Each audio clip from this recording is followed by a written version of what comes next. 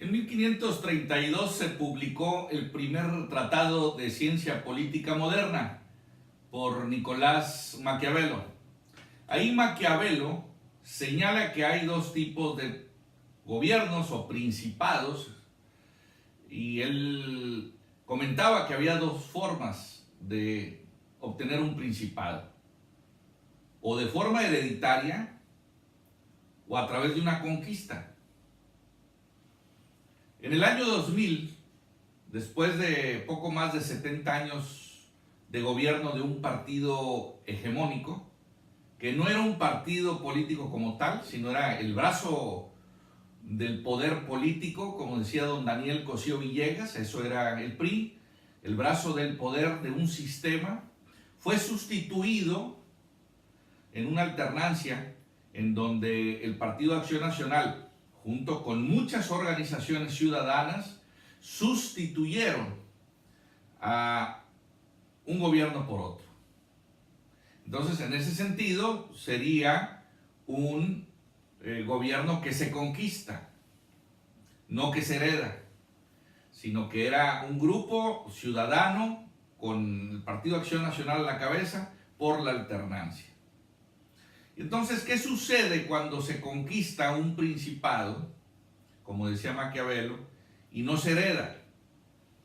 Que hay que desmantelar ese modelo, el cual conquistaste, para que pueda perdurar, tiene que establecerse nuevas reglas. Esto es, de preferencia, una nueva constitución, un nuevo pacto social.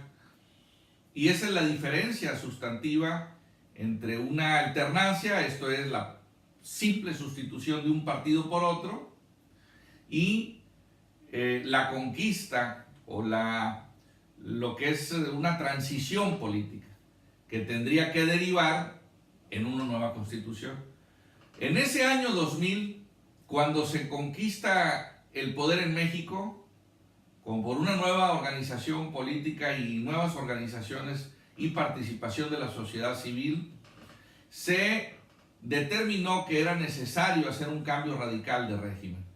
Y por eso es que se creó la Comisión Especial en la Cámara de Diputados de la Reforma del Estado. Ahí se debatieron más de 661 enmiendas constitucionales, lo que habla prácticamente de una nueva constitución. Pero nunca se logró que se publicara en el Diario Oficial de la Federación todas estas reformas.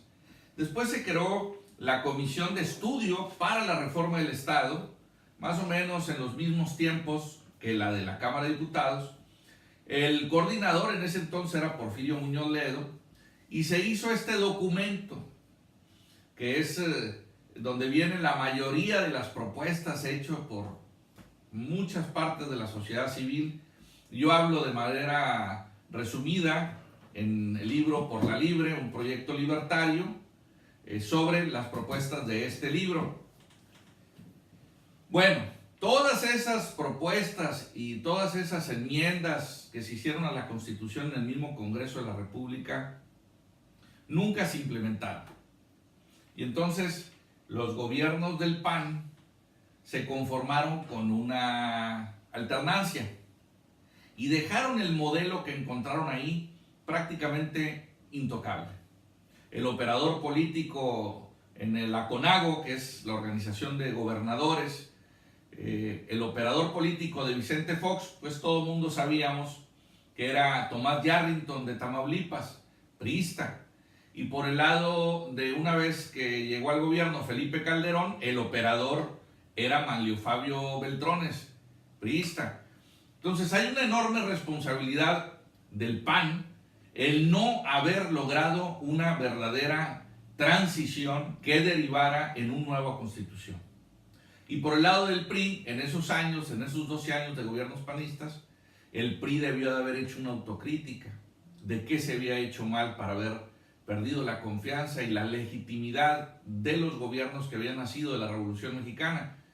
Y entonces por eso estamos atorados entre y no sabemos diferenciar entre una alternancia y una transición.